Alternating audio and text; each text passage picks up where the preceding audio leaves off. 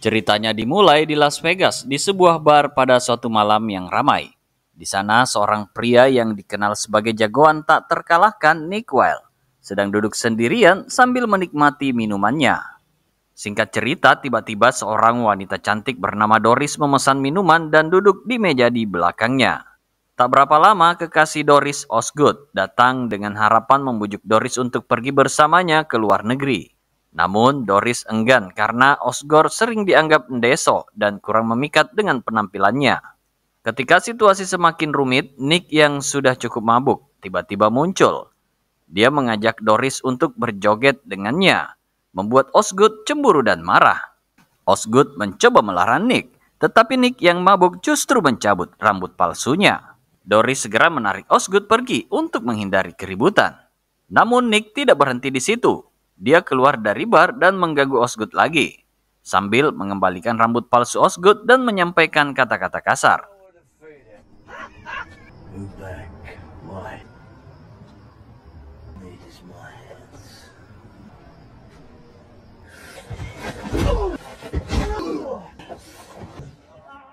Osgood mencoba memberikan pelajaran kepada Nick dan tindakan tersebut membuat Doris melihatnya sebagai pahlawan yang telah melindunginya dari Nick yang mabuk.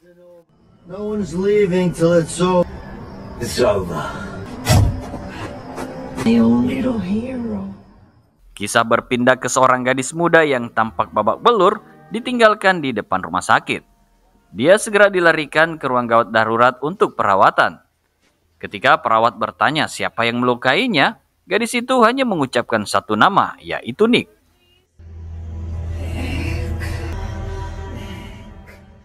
Sementara itu, Nick tinggal sendirian di sebuah motel sederhana dan bekerja sebagai konsultan keamanan sekaligus bodyguard. Suatu pagi, seorang klien muda berusia 23 tahun bernama Cyrus tampil rapi dan meminta jasa pengawal pribadi. Cyrus adalah seorang pemuda kaya yang ingin berjudi di salah satu kasino di Las Vegas. Tetapi ia merasa terlalu takut untuk melakukannya sendirian. Cyrus khawatir akan gangguan atau ancaman. Itulah sebabnya dia mencari pengawal pribadi profesional seperti Nick. Nick awalnya enggan untuk mengawal seorang pemuda seperti Cyrus yang terlihat belum matang dan cemas. Namun karena tawaran yang menggiurkan, Nick terpaksa menjelaskan kualifikasinya dan kemampuannya sebagai seorang pengawal pribadi. Setelah kesepakatan tercapai, Nick bersiap untuk memulai pekerjaannya malam itu. I'm fluent in 4 languages. Host National Golden Glove in Tokyo. Don't interrupt me. This war. Jeez. I can wrestle with a man you in fight. I'm staying at Caesars. Setelah itu, dia pergi makan di restoran langganannya. Di sana, dia secara kebetulan bertemu dengan Osgood, yang tadi malam tampaknya telah menghadangnya. Ternyata mereka adalah sahabat dekat yang sudah lama mengenal satu sama lain. Kejadian semalam ternyata merupakan aksi rekayasa yang mereka lakukan bersama agar Osgood bisa membuat kekasihnya terkesan dan kagum padanya. Dari cerita ini terlihat bahwa Nick adalah sosok yang sangat pragmatis dan rela melakukan berbagai pekerjaan asalkan mendapatkan uang. Kondisinya yang belum menikah, tidak memiliki rumah, dan penghasilan yang tidak tetap membuatnya sangat terbuka terhadap berbagai peluang pekerjaan yang datang. Namun, di balik kehidupan seperti itu, Nick sebenarnya bermimpi untuk hidup dalam ketenangan dan damai di Laut Mediterania, meskipun kondisinya saat ini tidak memungkinkan.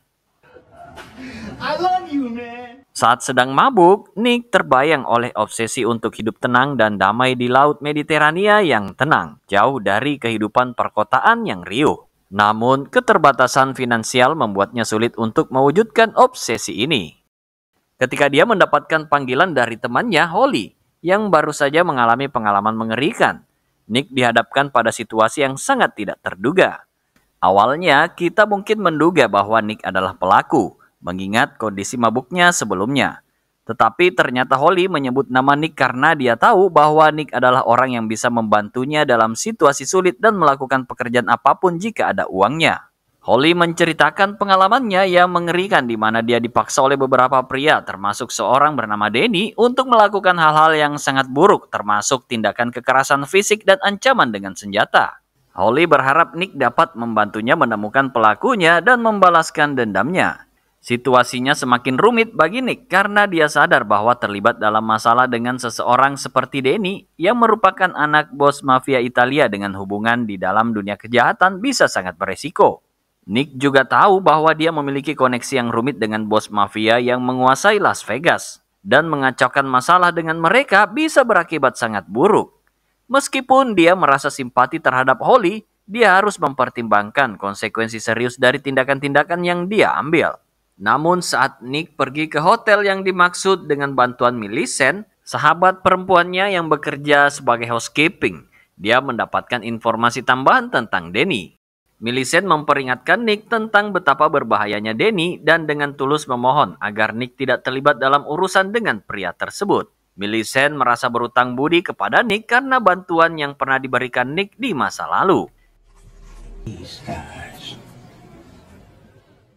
Malam pun tiba dan setelah mendapatkan informasi nama dan nomor kamar si Danny dari Millicent, Nick pergi ke kasino untuk melakukan tugasnya mengawal Cyrus. Meskipun pekerjaan ini terbilang mudah, Nick merasakannya sebagai tugas yang membosankan karena harus terus memantau Cyrus yang bermain judi dalam waktu yang sangat lama. Kasino itu sendiri sudah dijaga ketat oleh pihak keamanan, sehingga tampaknya Cyrus tidak memerlukan pengawalan. I intend on gambling, friend. We're quits. Setelah selesai mengawal Cyrus, Nick pergi ke rumah Holly untuk memberitahu nama dan nomor kamar si Danny. Namun, Nick akhirnya menyadari bahwa Holly sebenarnya tidak berniat untuk menuntut si Danny secara hukum, melainkan ingin membalas dendam atas perlakuan buruk yang dia alami. I want my revenge, Nicky.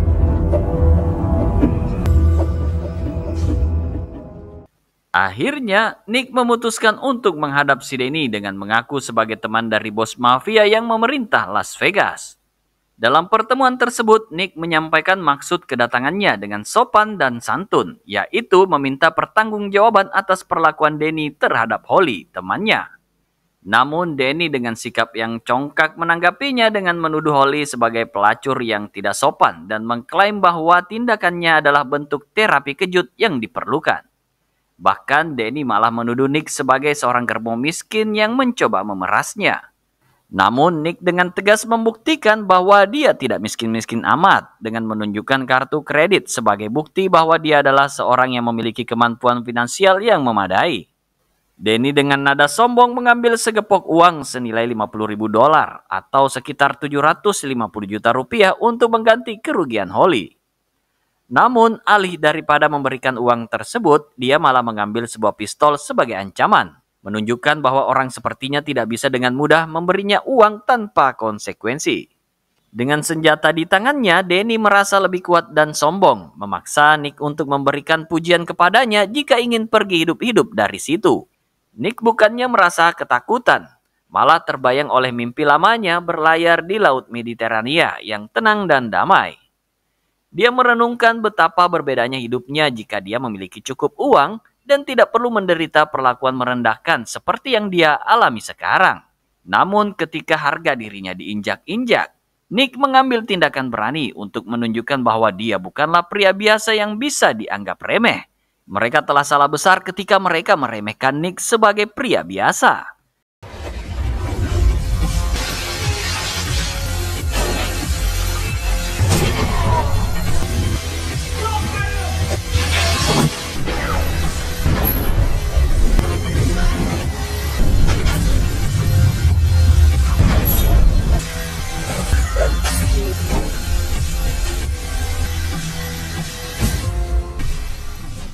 Ketika mereka mengikat ketiganya, Holly muncul tiba-tiba dan langsung mengambil gunting tajam untuk memotong kantung buah Danny. Sikap sombong dan berkuasa Danny tadi berubah menjadi lemah dan terguncang. Terdengar seperti jeritan yang sebelumnya sombong dan sok kuasa benar-benar sirna. Apalagi ketika Holly sedikit melukai kantong buah Danny, ia malah memohon dan menangis seperti seorang anak kecil di depan kedua bodyguardnya. Yes, sir. So you're not mad at me then? You got the wrong idea, Mom. Good. Means you're a bad boy. Tell me you love me. I don't think that sounded very sincere. What'd you say?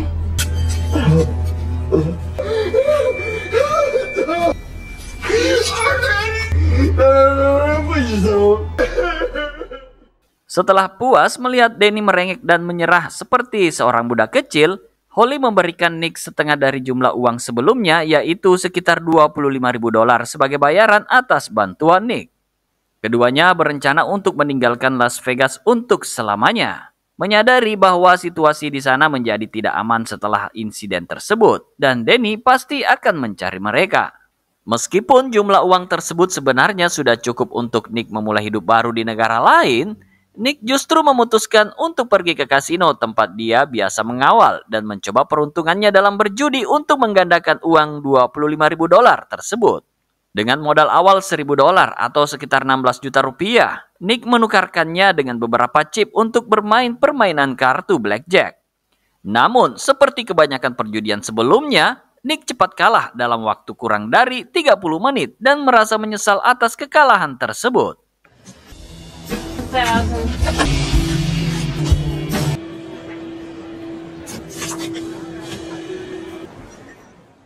Tidak terduga, Cyrus muncul di kasino dan setelah berbincang sebentar dengan dia, Nick memutuskan untuk mencoba lagi dengan alasan bahwa keberuntungan bisa berubah sewaktu-waktu.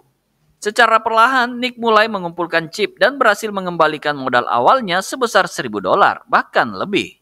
Nick akhirnya berhasil mendapatkan $500.000 atau sekitar 8 miliar rupiah dan keberuntungannya mulai menjadi sorotan semua orang yang menyaksikannya. Setelah berhasil mengumpulkan cukup banyak uang untuk memulai hidup baru, Nick berpamitan kepada Cyrus dengan janji bahwa mereka tidak akan bertemu lagi setelah malam itu. Namun ketika ia berada di ambang menukarkan semua chipnya, dorongan judi dan serakah tiba-tiba merasuki dirinya. Nick ingin mengubah semua chip tersebut menjadi $1 juta atau sekitar 16 miliar lebih. Cyrus terkejut mengingat bahwa Nick hanya selangkah lagi untuk mengubah semua chip itu menjadi uang sungguhan. Momen ketegangan mencapai puncaknya ketika Nick dengan nekat mempertaruhkan $500.000 dalam satu permainan. Artinya, jika Nick menang, ia akan segera menggandakan uangnya. Tetapi jika ia kalah, ia akan langsung kehilangan segalanya dan tidak akan memiliki apapun lagi selain yang ada di meja tersebut. Betapa tergoncang dan penuh penyesalan hati Nick saat ia mengalami kekalahan dalam permainan terakhir ini. Awalnya ia hanya berharap untuk menggandakan uangnya, tetapi permainan itu berakhir dengan hasil yang tragis. Akibatnya, Nick terpaksa harus tinggal di Las Vegas dan menghadapi tantangan besar, termasuk ancaman dari si Danny yang tampaknya akan mengirim orang-orangnya untuk mengejar dan menghadangnya. Setelah insiden di kasino, di mana Nick pingsan akibat kejadian yang mengejutkan, ia dibawa ke dalam ruang pribadi oleh Cyrus. Cyrus dengan penuh kepedulian menganggap Nick sebagai seorang teman.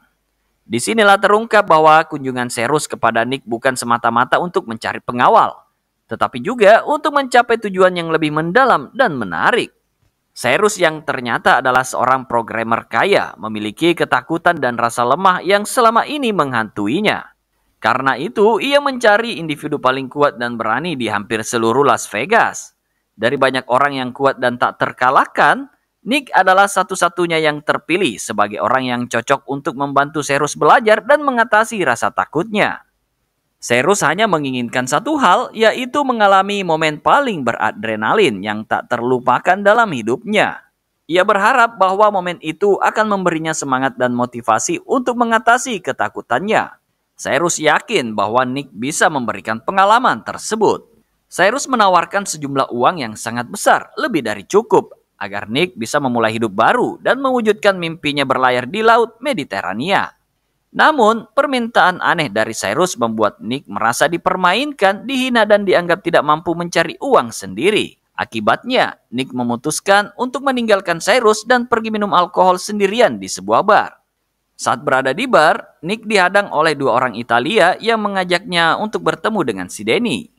Nick awalnya enggan dan merasa terganggu oleh kekalahan yang baru saja dialaminya. Namun, tiba-tiba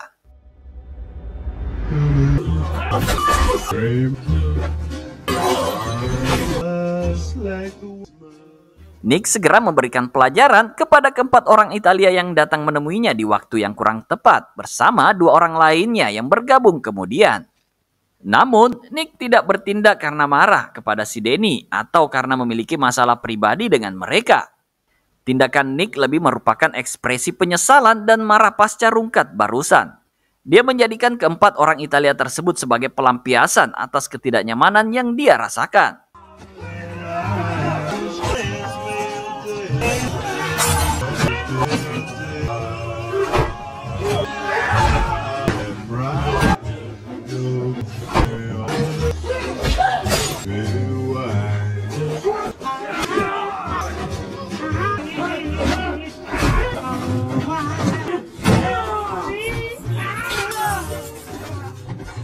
Keributan yang terjadi akhirnya menarik perhatian beberapa anggota mafia Las Vegas. Dan Nick akhirnya dipanggil untuk menghadap Baby, sang bos mafia yang menguasai bisnis dan dunia kriminalitas di Vegas.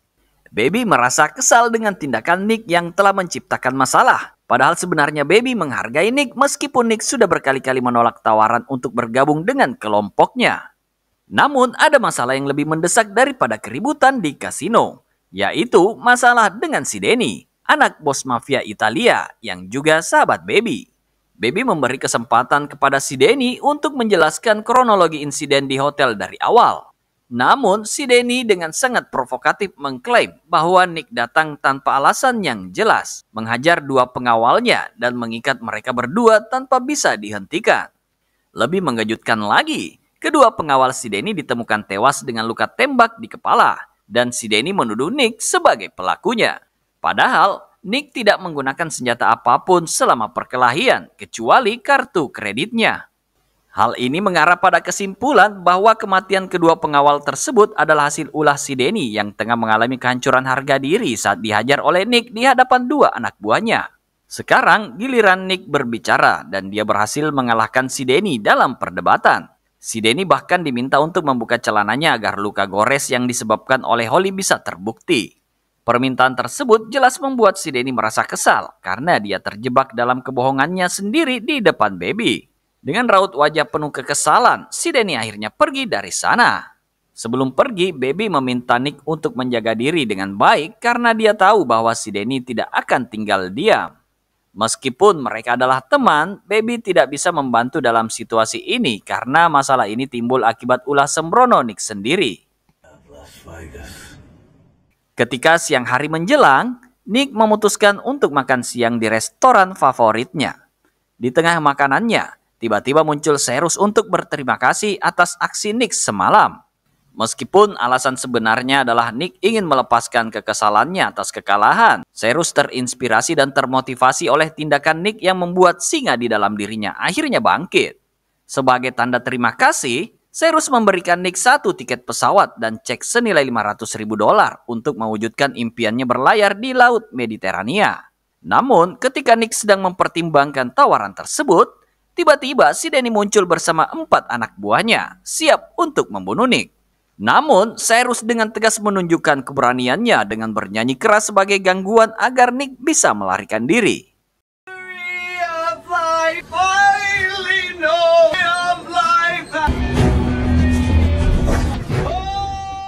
Nick sebenarnya sudah merasa aman bersembunyi di atas pintu belakang restoran, berusaha untuk tidak menimbulkan masalah lebih lanjut di Las Vegas.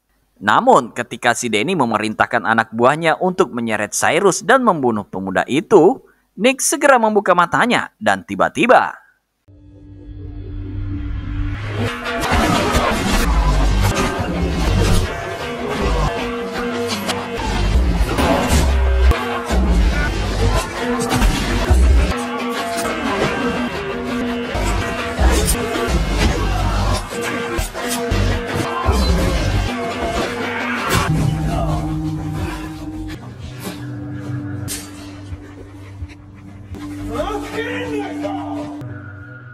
kali ini reaksi Nick sangat berbeda, lebih brutal dan sadis daripada sebelumnya.